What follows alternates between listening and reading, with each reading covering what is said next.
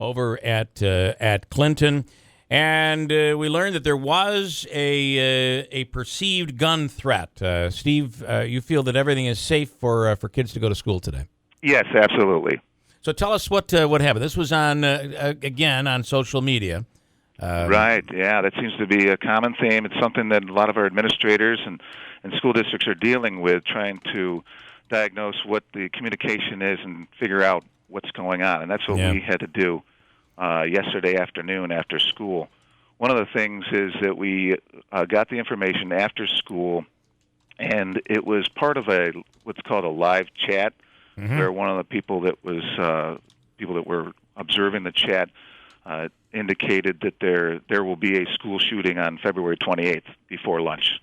There wasn't any indication about the school district or things like that. We got the information yesterday. However, the chat occurred, to our knowledge, last week sometime. Oh, okay. So the good news is, if you see something, say something. That happened. The not so good news or room for improvement is when it happens last week, say something then. Nonetheless, we got it in advance, and we put it through the system of our threat analysis, and everything's safe here for sure. Can you tell us, so it was a student who posted something. And you might not be able to answer this, but I'm going to ask anyway. Did he or she, was it the intent to scare people? Was it being funny? Was it something that he or she was serious about? Can you explain what was going on in the head of the child? Right. It's hard to say exactly, but I guess the answer would be it was not serious at all. Okay. The background and the dynamics, and through the whole analysis of the student themselves, revealed that this is something that was out of character, and it was one of those things where you just get the answer back like, I don't know what I was thinking. Yeah. So with that, and you take more than just a statement. You do a full, in-depth analysis of the person, and it does not in any way fit profile somebody that would do something. Got it. Okay. All right.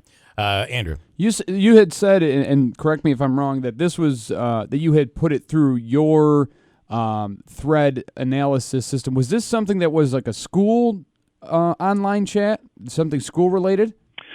No, I don't believe the content was related to the school system itself, but because the students that had reported it were our Clinton students, we started our principal did a wonderful job of connecting the dots the old-fashioned detective way, and got right to the source, and we got an admission right away, and it helped us really figure out what happened. And we just, because it was students related to Clinton, we figured it. We were implied in the threat anyway.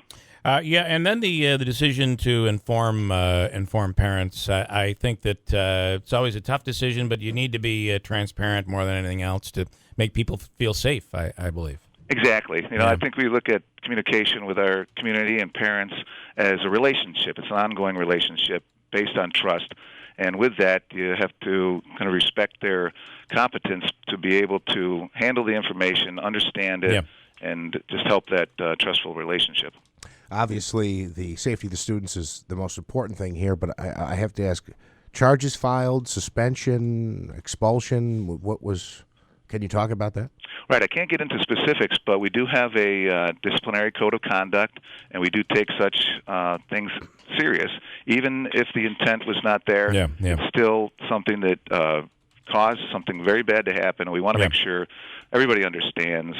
We kind of assume that people know that you're not supposed to do things like that. Sure. I got to tell you, things like this happen, and you just have to keep communicating it. I was in college quite a few years ago on my way to spring break, and up at the checkout at the airport, and said, "Boy, I hope there's not a plane on board."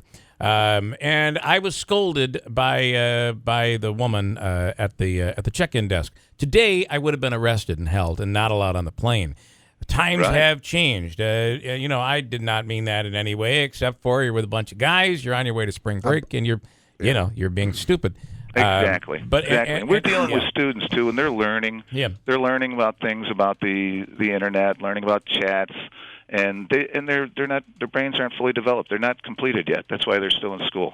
All right, Superintendent Steve Grimm, thank you really for taking the time to give us the explanation and really set people's minds at ease. We appreciate it. Absolutely. And if other people that are listening in our community have questions, I want to make sure we have answers for them. So just please give us a call. Awesome. Thanks so much. Steve Grimm, we appreciate it. Have a great day. Take care.